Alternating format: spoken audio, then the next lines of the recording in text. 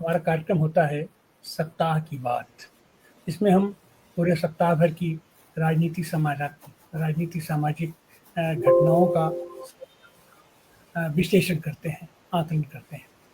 पिछले सप्ताह हमने देखा, पिछले सप्ताह कई मायने में बड़ा महत्वपूर्ण रहा। पिछले सप्ताह हमारे मोदी जी विदेश यात्रा पर गए। पिछले सप्ताह बहुत इतने दिनों से मांग की जा रही थी, संसद संसद चलाई जाए, संसद का विशेष सत्र बुलाया जाए। विशेष सत्र न बुला करके 1.5 महीने पहले इन्होंने मानसून सत्र की घोषणा कर दी। उसकी शुरुआत भी इसी में हुई। अभी कल हरिद्वार में कांवड़ यात्रियों के साथ बहुत बड़ा हादसा हुआ, और ये तो हादसा होता रहता है। बिहार में एसआईआर को लेकर के वहाँ पर जंग छिड़ी हुई है। बिहार विधानसभा से लेकर के संसद तक उसका प्रतिवाद किया जा रहा है, प्रतिरोध किया जा रहा है। उसमें आज फिर डेट हुई सुप्रीम कोर्ट में, आज उसकी भी सुनवाई हुई है। आज अपना इसी बीच थाईलैंड और कंबोडिया के बीच में एक नए तरीके का युद्ध जैसी स्थिति बन गई है। अभी तो विवाद ही कहेंगे, लेकिन युद्ध है। दोनों सेनाएं आमने सामने जुटी हुई हैं। इस बीच अनिल अंबानी के ऊपर भी छापा पड़ा है। अनिल अंबानी बहुत लंबे अरसे के बाद चर्चा में आए हैं कि उनके ऊपर भी छापा पड़ा है। इस बीच क्रिकेट को लेकर के खेल में ये होता था कि हम पाकिस्तान में खेलने नहीं जाएंगे, पाकिस्तान भारत में नहीं खेलेगा, लेकिन ये धंधा ऐसी चीज है कि ये दोनों लोग खेलेंगे और दुबई में खेलेंगे, न भारत में खेलेंगे न पाकिस्तान में खेलेंगे। भारत पाकिस्तान में खेलते तो उसका पैसा आय बनता, भारत को आय होती, उसकी पाकिस्तान को आय होती, लेकिन ये लोग वहाँ खेलेंगे। अच्छा, इसी बीच ऑपरेशन सिंदूर पर भी चर्चा की बात थी सदन में, क्योंकि आज के लिए समय रखा गया था, लेकिन आज का दिन तो हंगामे की भेंट चढ़ गया। और फिर बाद में जब राजनाथ जी उसका करने जा रहे थे तो उन्होंने कहा कि पीओके लेना हमारा उद्देश्य नहीं था, हमारा मकसद नहीं था। इस बीच टीसीएस से 1200 कर्मचारी निकाले जा रहे हैं।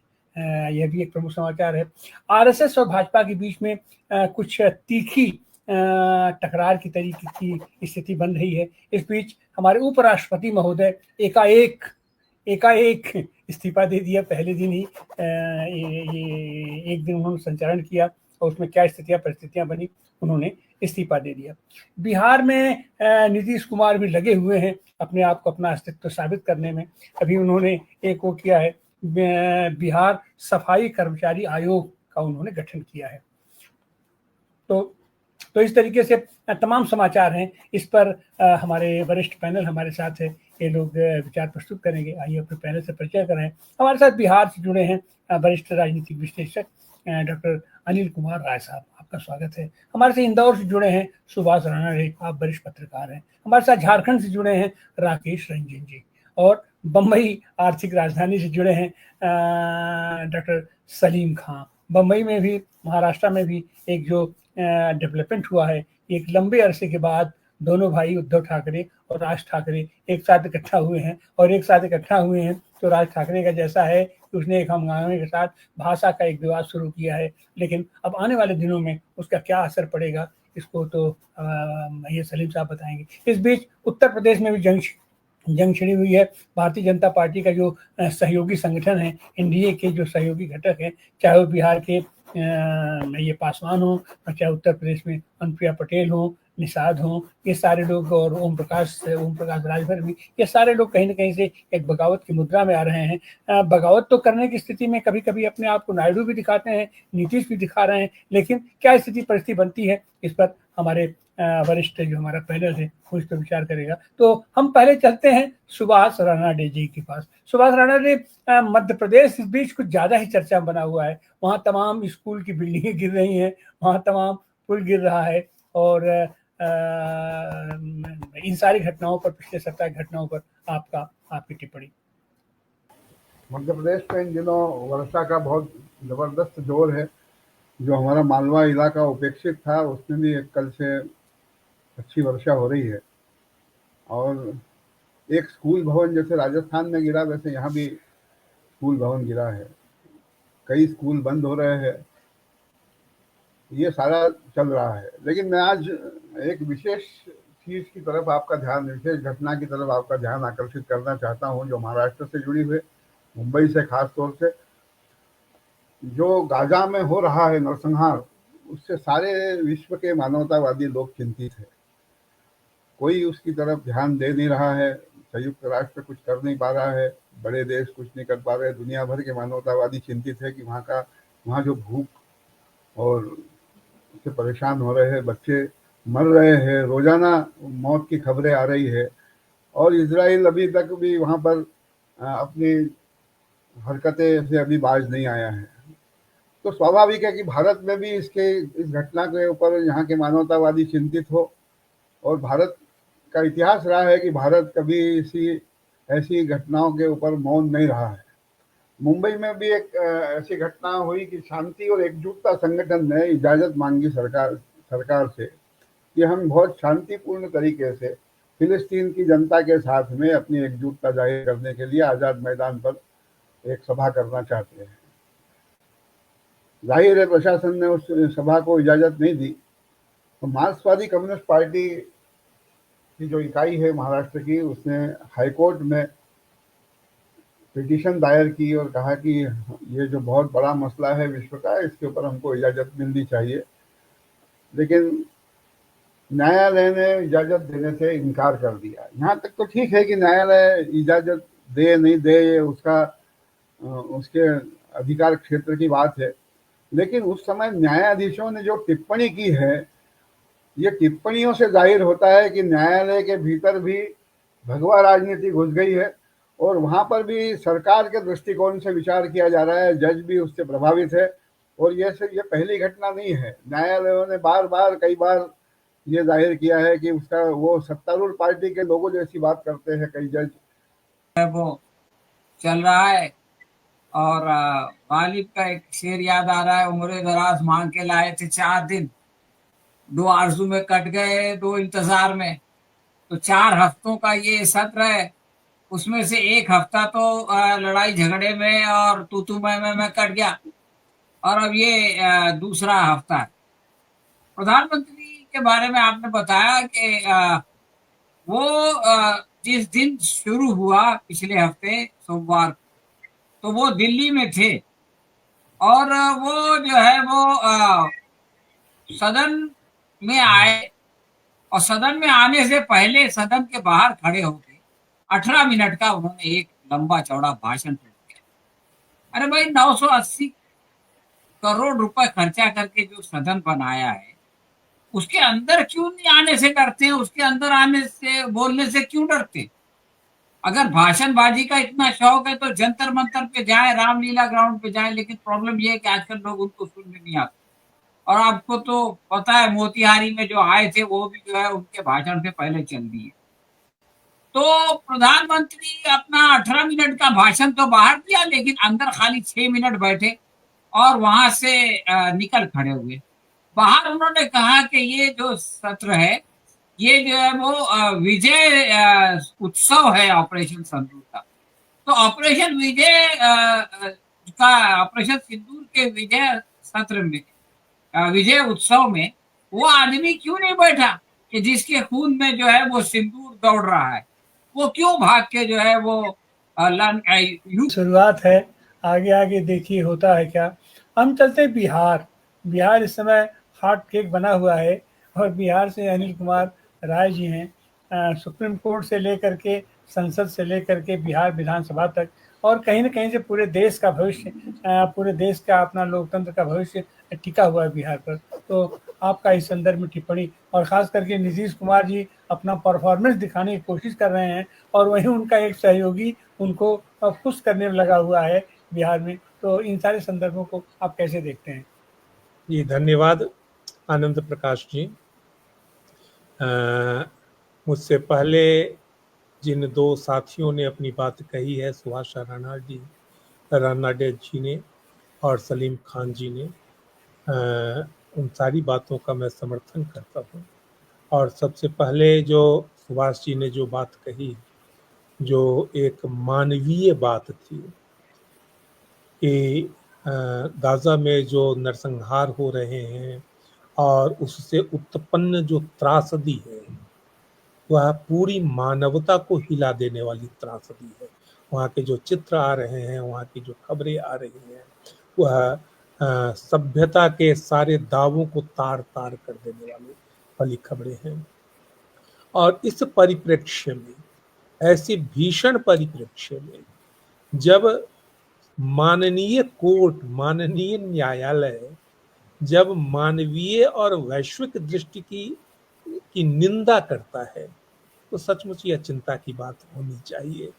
और वह तमाम नागरिकों के लिए, तमाम मनुष्यों के लिए यह चिंता की बात होनी चाहिए कि क्या हम इस स्थिति में पहुंच गए हैं कि अब हम मानवता की, मानवीय दृष्टि से किसी चीज को नहीं देख सकते। हम हमारे भीतर मानवीय जो सहानुभूति होनी चाहिए, हम कर तो कुछ नहीं पा रहे हैं, मानवीय सहानुभूति होनी चाहिए, क्या उसका भी लोप हमारे भीतर हो जाना चाहिए? यह बहुत ही एक चिंताजनक यह टिप्पणी है। दूसरी बात कि आपने बिहार के बारे में कहा, बिहार की सबसे चर्चित खबर यह है कि आज न्यायालय में इसकी फिर से सुनवाई हुई। चुनाव आयोग ने कहा कि 7.89 करोड़ यहाँ मतदाता हैं, जिसमें से 7.24 करोड़ मतदाताओं ने, मतलब 91.69% मतदाताओं ने फॉर्म भर दिया है। क्वेश्चन इस पर बहुत सारे हैं, जिस पर हम लोग पहले भी चर्चा कर चुके हैं कि किस तरह फॉर्म भरा गया है और किस तरह आधा अधूरा फॉर्म भरा गया है। उसमें से कहा गया है कि 22 लाख मतदाता मृत पाए गए हैं। दूसरी जगह चले गए हैं 36 लाख मतदाता, और दोहरे मतदाता 7 लाख हैं। मेरा प्रश्न है कि जनवरी फरवरी में ही यह मतदाता सूची को अपडेट किया गया था कि फरवरी से लेकर के इस जुलाई तक 22 लाख लोग मर गए यहाँ पर। यह विश्वसनीय लगता है? या तो वह सूची गलत होगी और नहीं तो यह सूची गलत है। 36 लाख लोग एक जगह से इस बीच में एक यहाँ से शिफ्ट कर गए परमानेंट। यह बात है सो दिमाग में अटती नहीं है, या इस पर विश्वास नहीं होता है। तो इसी तरह की बातें हैं। और चूंकि यह संक्षिप्त सुनवाई हुई थी और जिस पर हम लोग पहले भी बात कर चुके हैं कि कोर्ट ने पहले भी सुझाव दिया था कि आधार कार्ड को, वोटर आईडी को और राशन कार्ड को आप शामिल कीजिए पहचान पत्र के रूप में। इस बार भी उसने टिप्पणी की है कि दुनिया में सारे दस्तावेज जाली हो सकते हैं, तो जिस दस्तावेज को आप मानने की बात कर रहे हैं वही दस्तावेज भी जाली हो सकते हैं। उससे तो कम जाली होने की संभावना आधार कार्ड की है। लेकिन यह कोर्ट ने फोर्स नहीं किया। कोर्ट ने यह नहीं कहा कि आपको उसको शामिल करना ही है। कोर्ट ने कहा, फिर सुझाव दे करके अपनी बात खत्म कर दी। लेकिन कोर्ट ने यह संकेत दिया कि जब हम अंतिम सुनवाई करेंगे और हमको इसमें गड़बड़ी लगेगी तो हम इसको खारिज भी कर सकते हैं, इसको रोक भी सकते हैं। यह संकेत दिया, जो संकेत पिछली बहुत सारी कोर्ट की सुनवाइयों को देखते हुए, उसके अनुभवों को देखते हुए यह संकेत बहुत विश्वसनीय नहीं प्रतीत होता है और इस पर बहुत विश्वास नहीं किया जा सकता है कि अंतिम निर्णय इसी प्रकार का आएगा जिस प्रकार का संकेत एक वाक्य में कोर्ट ने अपना यह कहा।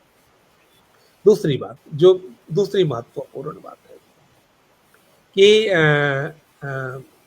ऑपरेशन सिंदूर पर आज चर्चा हो रही थी और साथी ने कहा, सलीम साहब ने कहा कि प्रधानमंत्री किस तरह सो भागते रहे हैं, या प्रधानमंत्री का भागना या प्रधानमंत्री का डिबेट में भाग न लेना एक गंभीर प्रवृत्ति की ओर इशारा करता है।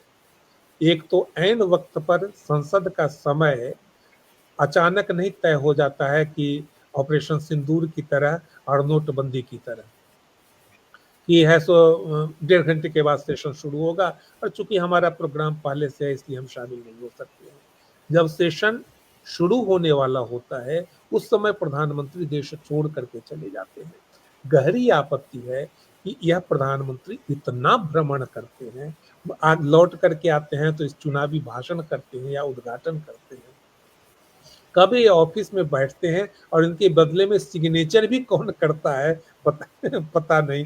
मैं नहीं जानता हूं कि प्रधानमंत्री को इतना कम भी कागज देखने की कहीं जरूरत पड़ती है। एक क्लर्क को तो फुर्सत नहीं होती है वो बात करने की। प्रधानमंत्री को इतनी कहाँ से फुर्सत है कि आदमी पर्यटन मंत्री, विश्व पर्यटन मंत्री बन करके रह गए और भाषण मंत्री बन करके और उद्घाटन मंत्री बन करके रह गए। तो यह एक चिंता की बात है कि हमारी राजनीति का जो शीर्ष पुरुष है वह किस प्रवृत्ति का शिकार है, और चूंकि शीर्ष पुरुष शिकार है उस बात का, इसलिए पूरी राजनीति को वह एक दूसरी ही दिशा में, एक क्या कहेंगे अनौपचारिक दिशा में, अनौपचारिकरण की दिशा में वह ढकेल रहा है, लेता चला जा रहा है, एक नए रास्ते का निर्माण कर रहा है। यह ज्यादा महत्वपूर्ण है कि हमारी राजनीति किस तरह तो चिंतित होनी चाहिए नागरिकों की हित चिंता के लिए, राष्ट्रीय हित चिंता के लिए। राष्ट्रीय हित चिंता की बात हो रही है और उसमें से हमारा शीर्ष राजनीति का सत्ता का शीर्ष पुरुष वह कतरा रहा है, भाग रहा है। हो सकता है उनके पास जवाब नहीं हो लेकिन फिर भी उनको सामना करना चाहिए था, थोथे ही जवाब देते हैं। दूसरी बात मैं इसी से जोड़ करके यह इंगित करना चाहता हूं कि आज ही की घटना है कि अमरनाथ में जिस तरह ऑपरेशन सिंदूर हुआ, उसी तरह पता नहीं कैसे यह नाम सब भी है सो अजीब, बचकाना और यह बहुत चीप की तरह लगता है मुझे कि उधर ऑपरेशन सिंदूर हुआ और इसके बाद अमरनाथ यात्रा में ऑपरेशन महादेव हुआ, और उसमें लश्कर तैयबा के एक कमांडर को, तथाकथित कमांडर को, हाशिम मूसा जिसका नाम कहा जाता है, उसको है सो मार गिराया गया। और उसके बारे में कहा गया कि वह है सो वह पहलगाम में जो हमला हुआ था उसका वह मास्टरमाइंड था। क्वेश्चन खड़ा होता है कि क्या पहलगाम का आतंकी, पहलगाम हमले का आतंकी भारत में ही रह रहा था, जिसके बारे में कहा गया था कि वह पाकिस्तानी था, और इसी नाम पर है सो पाकिस्तान पर हमला हुआ था उनको मारने और उनको समाप्त करने के लिए। और अब जो हाशिम मूसा को मारा गया है वह भारत में ही मारा गया है, अमरनाथ यात्रा के दौरान के रास्ते में मारा गया है उसको। तो इसका मतलब है कि जो पहलगाम के जो हमले के जो आतंकी थे वो अब भी भारत में ही निवास कर रहे हैं। सरकार अलग अलग तरह के वक्तव्य दे करके कि वे पाकिस्तानी थे और कभी उनको भारत में मार करके ऐसो ध्यान केवल भटकाने की बात कर रही है।